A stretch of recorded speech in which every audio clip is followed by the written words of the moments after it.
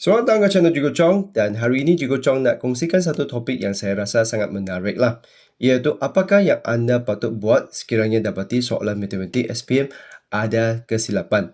Jadi jangan hairanlah, soalan SPM pun ada kemungkinan ada kesilapan. Jadi apa yang kita patut buat kalaulah kita dapati soalan matematik atau soalan itu ada kesilapan semasa SPM tu dijalankan? Jadi jawapannya adalah jawab seperti biasa, kerana tiada siapa-siapa yang dapat betulkan soalan tu semasa peperiksaan. Jadi berlainanlah daripada peperiksaan kan di sekolah. Kalau di sekolah kita maklumkan guru yang mengawas tu, guru yang mengawas tu boleh bagi tahu guru yang buat soalan tu kemudian buat pembetulan. Tapi semasa SPM tu memang tak ada siapa-siapa yang ada hak untuk buat pembetulan. Jadi apa yang kita patut buat adalah kita jawab seperti biasa. Dan selepas peperiksaan tu, pemeriksa itu yang akan ada perbincangan untuk tentukan skema mana satu yang akan diterima. Jadi sebenarnya kalaulah soalan tu ada kesilapan, semestinya akan ada skema yang akan dihasilkan untuk menerima kesilapan tersebut. Jadi apa yang kita patut buat adalah jawab seperti biasa. Jadi seterusnya saya nak bincangkan dua contoh kesilapan daripada soalan tahun lepas yang kita boleh bincangkan dan lihat apa yang kita patut buat.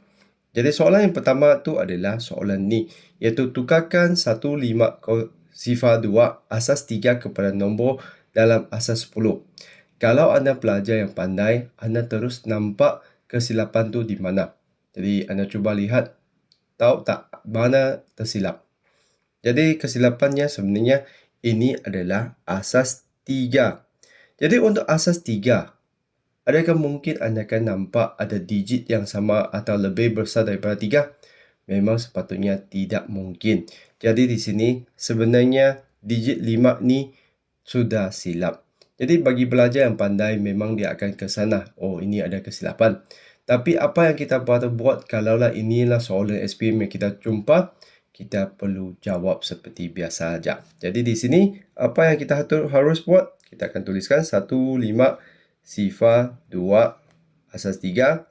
Tuliskan nilai tempatnya dahulu. 3 kuasa 3 kuasa 1, 3 kuasa 2, 3 kuasa 3. Jadi seterusnya kita hanya darabkan 1 darab 3 kuasa 3 tambah dengan 5 darab dengan 3 kuasa 2 tambah dengan 2 darab 3 kuasa 0. Dan seterusnya kita sebenarnya boleh tekan kalkulator lah. Jadi di sini 1 darab 3 kuasa 3 tu 27. 5 darab 9 tu 45. Dan tambah 2. Jadi di sini jawapannya adalah 74 asas 10.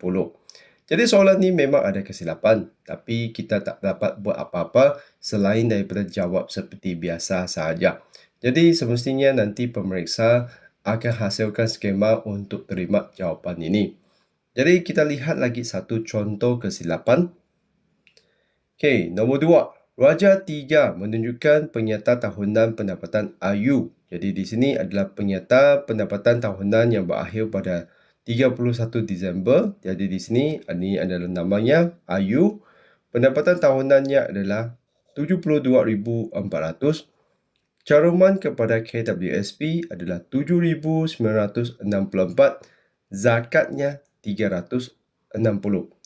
Pada tahun 2024, Ayu mendermakan 1,200 kepada tabung bencana negara. Dia menuntut pelepasan individu sebanyak 9,000, gaya hidup sebanyak 2,005, perbelanjaan rawatan perbuatan bapa sebanyak 3,004 dan yuran pengajian separuh masa sebanyak 6,005. Hitung pendapatan bercukai Ayu bagi tahun 2024. Jadi di sini dapat tak kesan di mana kelemahan soalan ni? Jadi soalan ni sebenarnya ada satu kelemahan, dan kalaulah anda sentiasa ada ulang kaji bab cukai pendapatan tu, sepatutnya di sini kena ada satu had untuk setiap jenis pelepasan tu. Tapi di sini dia memang tak sebut had tu. Jadi apa yang kita perlu buat? Kita tolak dengan jumlah yang dia bagi tahu. Contohnya KWSP. Had yang kita tahu tu sebenarnya adalah 7,000. Dan sebenarnya dia bukan 7,000. RM4,000 saja untuk KWSP. Kalau nak RM3,000 lagi adalah insurans atau caruman sendiri KWSP. Jadi di sini kalaulah anda jenis yang suka hafal, anda akan tahu sepatutnya kita ambil RM7,000 saja. Tapi di sini kalaulah hak tu tak diberi, kita ambil saja jumlah yang disebut tu. Maksudnya kita akan tolak terus dengan caruman kepada KWSP 7,964. Walaupun sebelum ni kalau kita buat kat buku teks ke atau latihan yang lain tu adalah 7,000 sahaja. Jadi di sini kalaulah soalan tu tak sebut had, jadi kita ambil sahajalah. Jadi di sini dia minta pendapatan bercukai. Jadi apa yang kita perlu buat? Pendapatan bercukai ni, ingat apakah rumusnya?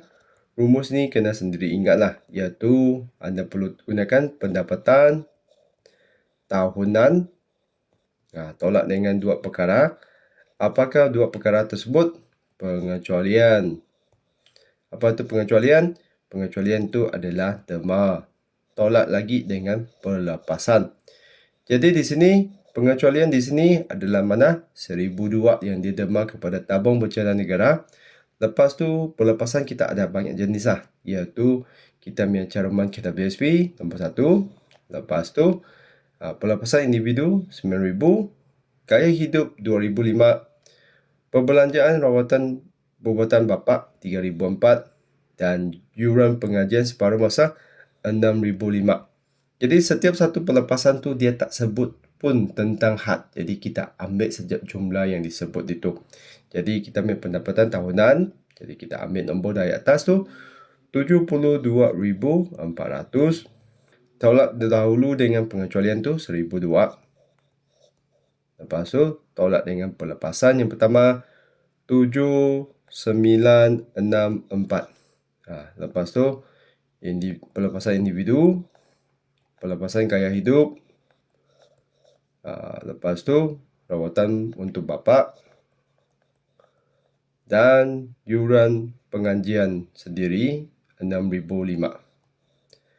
Dan ingat, zakat itu bukan pelepasan, zakat itu adalah rebate. Jadi seterusnya anda hanya tekan kalkulator, dapatkan jawapan untuk ini, iaitu 72,400 tolak dengan 1,002, tolak dengan 7,064, tolak dengan 9,000, tolak dengan 3,400, tolak lagi dengan 6,500.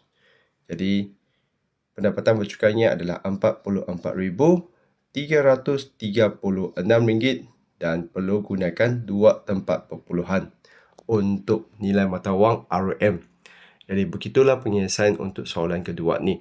Jadi ini adalah antara contoh kesilapan atau maklumat yang kurang lah daripada soalan tahun lepas yang dikesan. Jadi ingat lain kali apabila anda temu ada soalan yang bermasalah di SPM tu, sebenarnya anda tak payah bagi tahu siapa-siapa pun. Anda hanya jawab seperti biasa dan kemudian semestinya pemeriksa itu akan sediakan skema untuk terima soalan ni. Jadi begitulah perkongsian hari ini, iaitu apa yang anda patut buat kalau anda temu soalan yang bermasalah di SPM yang sebenar.